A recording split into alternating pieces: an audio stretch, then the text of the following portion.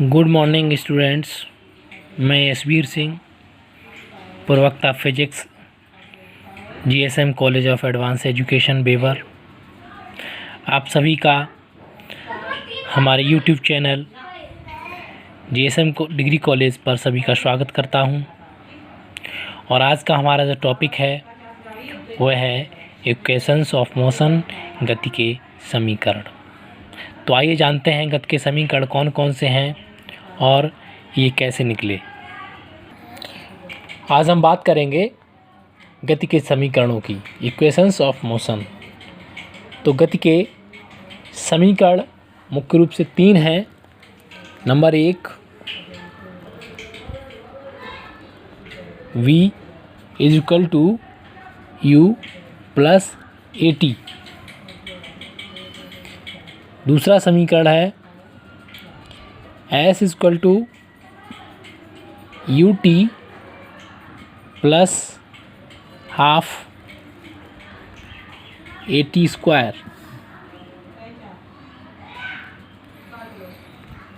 Number 3, V square is equal to U square plus 2AS। ये इसके गति के 3 समीकरण हो गए। आइए इन समीकरणों को और डिटेल से जानते हैं कि उनकी उत्पत्ति कैसे हुई और क्या है ये। माना कोई वस्तु u वेग से एक सरल रेखा में गति करना प्रारंभ करती है तथा उसका वेग समान रूप से बढ़कर t सेकंड बाद v हो जाता है। इसमें एक समान त्वरण a है। त्वरण को हम स्मॉल a से प्रदर्शित कर रहे हैं। तो वस्तु का त्वरण बराबर वेग में वृद्धि बटे समय अंतराल। तो यहाँ पर वस्तु का त्वरण a बराबर वेग में वृद्धि कितनी है? वेग में वृद्धि del v upon del t समय अंतराल।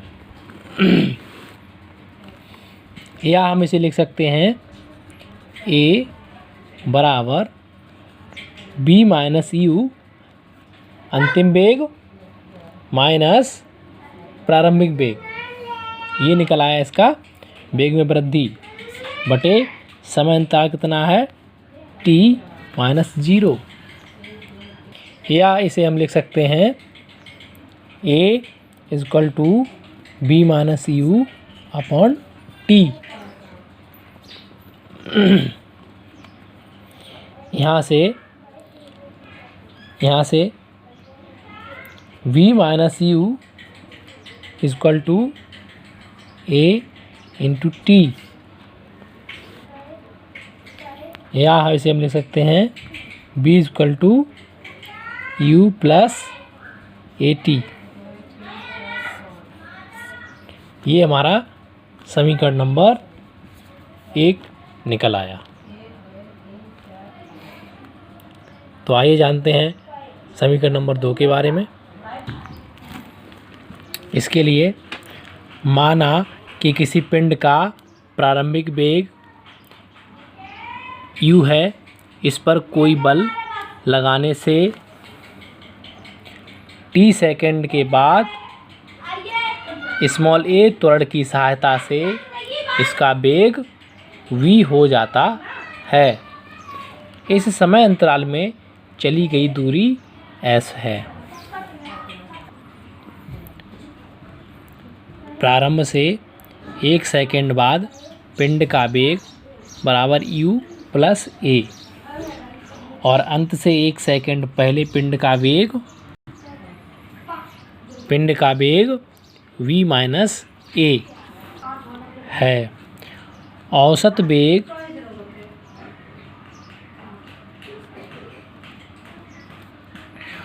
वेग कितना होगा? u plus a plus v minus a, u plus a और v माइनस a। अपॉन 2। यहाँ पर ए से ए ख़त्म हो जाएगा और u प्लस वी अपॉन 2।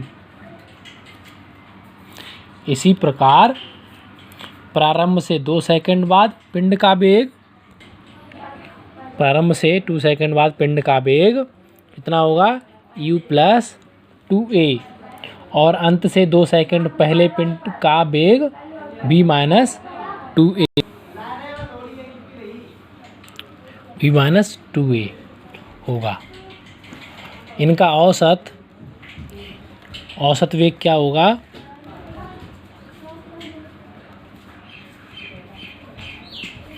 औसत वेग बराबर दोनों का निकाल लीजिए,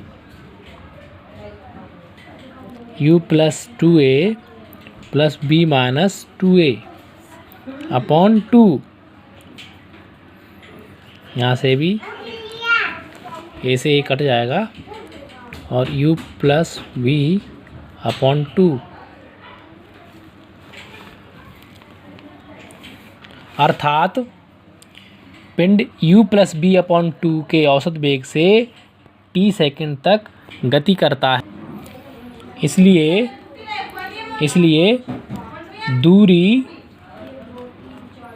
दूरी बराबर औसत वेग इंटू समय, औसत वेग इंटू समय, या हम इसे लिख सकते हैं दूरी s बराबर औसत वेग u plus v upon 2 into t।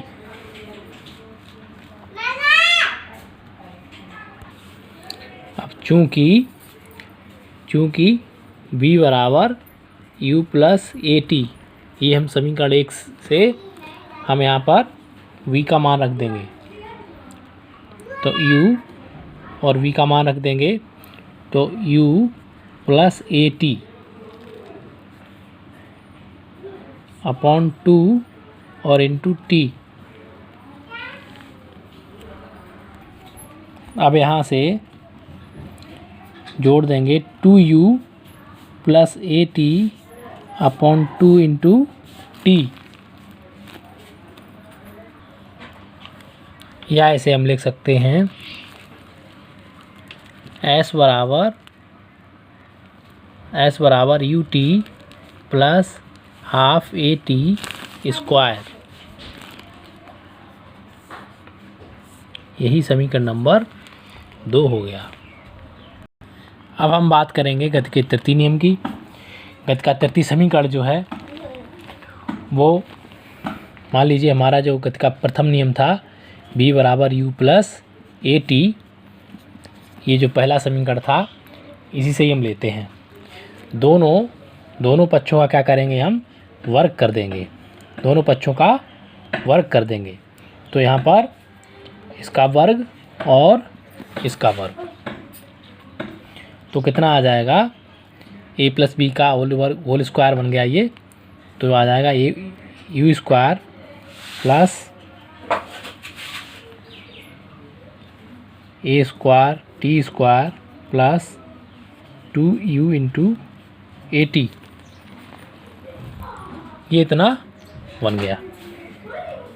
और इसे आगे हम हल करेंगे तो बन जाएगा यू स्क्वायर प्लस 2a, यहाँ से हमने कॉमन ले लिया और बन गया हमारा यू टी, यहाँ से यू टी और यहाँ से प्लस 1/2 ए टी स्क्वायर।